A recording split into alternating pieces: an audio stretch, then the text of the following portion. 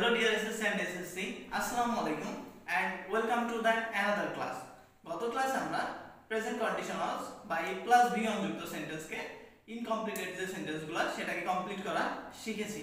আজ আমরা শিখব পাস্ট কন্ডিশনালস বা a plus b2 plus object যুক্ত যে সকল সেন্টেন্স আছে সেই সকল সেন্টেন্স কে আমরা কিভাবে কমপ্লিট করব।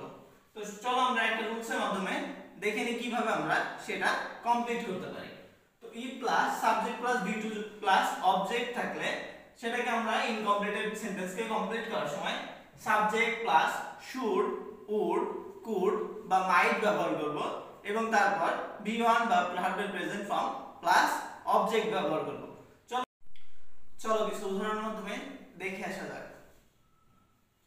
এখানে আছে if he knew you yesterday, যদি সে তোমাকে গতকাল জানতো বা চিনতো।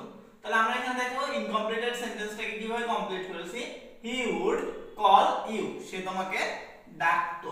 তাহলে আমরা দেখো এখানে he দিয়েছি সাবজেক্ট হিসেবে এবং আমরা এখানে ভার্ব হিসেবে আমরা would ব্যবহার করেছি, কারণ এখানে knew be2 যা পাস্ট কন্ডিশনালস এর শর্ত অনুসারে বসেছে।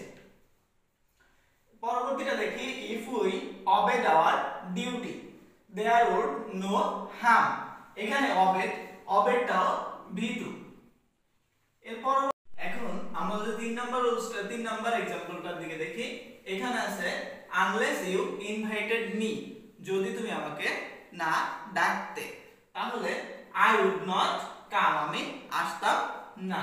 দেখো এখানে unless কথাটা ছিল নেতিবাচক অর্থে, এজন্য আমাদের পরবর্তী উত্তরটাও নেগেটিভ সেন্সে বা নেতিবাচক অর্থে দেয়া হয়েছে।